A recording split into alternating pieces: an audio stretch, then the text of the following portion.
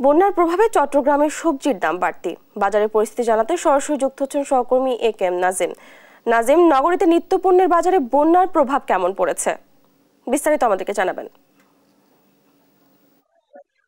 যেমনটা বলছেন, আসলে নিত্যপণ্যের বাজারে গত কয়েকদিনের যে বন্যার পরপর কিছু কিছু সবজির দাম বেড়েছিল। তার মধ্যে সবচেয়ে বেশি বেড়েছিল কাঁচামরিচ, কারণ কাঁচামরিচের দাম প্রথমেই 800 থেকে 1000 টাকা পর্যন্ত বেড়ে যায়। কিন্তু গত কয়েকদিন যখন সরবরাহ ঠিক হতে শুরু করে তার পরপরই কাঁচামরিচের দাম একেবারেই কমে যায়। এখন কাঁচামরিচ এখানে বিক্রি হচ্ছে মানভেদে আপনার 200 থেকে 210 টাকা, আবার 190 টাকা পর্যন্ত বিক্রি হচ্ছে। পাশাপাশি অন্য যেসব সবজি রয়েছে, আলু, পটল, ঢেঁড়স, বরবটি, করলা, সবগুলো পণ্যের দাম কমেছে। কারণ এখানে আলু বিক্রি হচ্ছে মানভেদে 50 থেকে 52 টাকা, টমেটো বিক্রি হচ্ছে 190 টাকা, পটল 50 টাকা, বরবটি 92 টাকা, পেঁপে 25 টাকা।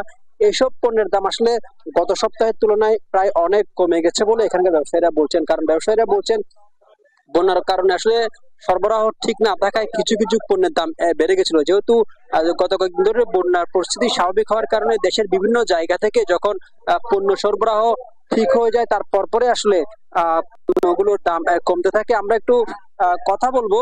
আপনি যদি একটু বলতেন আপনার এখানে কি কি পণ্যের দাম কিরকম বা দাম কমেছে গত সপ্তাহের তুলনায় এই সপ্তাহে দাম কি কমেছে না বেড়েছে? অনেক কমেছে। সালাম আলাইকুম রহমতুল্লাহ, আমি মোহাম্মদ আল হাসান। আসলে এক সপ্তাহ আগে তরকারি যে রেট ছিল 4 ভাগের 1 ভাগে চলে আসছে।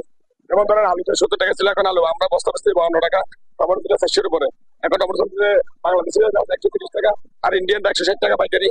তারপরে বলে সবগুলি রেট কমে গেছে, চলা আরো কমবে। এখন গাড়ি চলাচল পানি কমে হবে, সবজির দাম আরো চলা আরো কমে যাবে এক সপ্তাহের মধ্যে।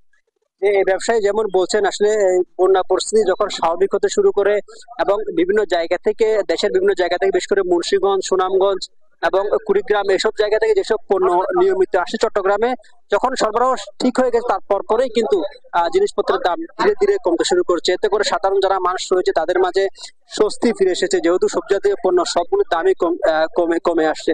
আরেকটি বিষয় আমরা যেটি দেখেছি, বাজারে এসে পেঁয়াজের দাম কিছুটা বেড়েছে। কারণ গত সপ্তাহের তুলনায় এই সপ্তাহে পেঁয়াজ মানভেদে বিক্রি হচ্ছে 115 থেকে 120 টাকা বিক্রি হচ্ছে। কারণ আমরা এসে দেখেছি বাজারে পেঁয়াজের দাম যেভাবে বেড়েছে, ব্যবসায়ীরা বলছেন পেঁয়াজের সংকট থাকার কারণে সেজন্য পেঁয়াজের দাম মূলত বাড়তি। পেঁয়াজ, রসুন, আদা এসবের দাম সামান্য বাড়তি, কারণ প্রতি কেজিতে 12 থেকে 15 টাকা, আবার 15 থেকে 20 টাকা এগুলো এসবের দাম বাড়ছে। কিন্তু অন্যান্য যেসব সবজি রয়েছে সবগুলো সবজির দামই আসলে মানভেদে 20 থেকে 30 টাকা, আবার অনেকগুলো 40 টাকা পর্যন্ত কমে গেছে বলে এখানকার ব্যবসায়ীরা জানিয়েছেন।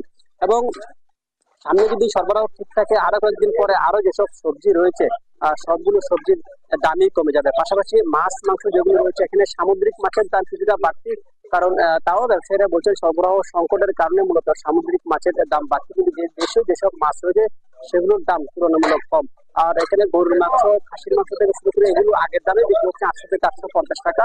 আর বলতে গেলে বাজারে যেসব নিত্য প্রয়োজনীয় সবজি রয়েছে সবগুলোর দামই হাতের নাগালের মধ্যে আছে। এতে করে সাধারণ মানুষের মাঝে কিছুটা স্বস্তি ফিরেছে। তবে পেঁয়াজ, রসুনের দামের কারণে তাদের মাঝে এক ধরনের নাবিশ্বাস তৈরি হচ্ছে। এই ছিল চট্টগ্রাম থেকে আমার কাছে সর্বশেষ। নাজিম, ধন্যবাদ আপনাকে। চট্টগ্রাম থেকে বাজার দরের খবর জানাচ্ছিলেন আমাদের সহকর্মী।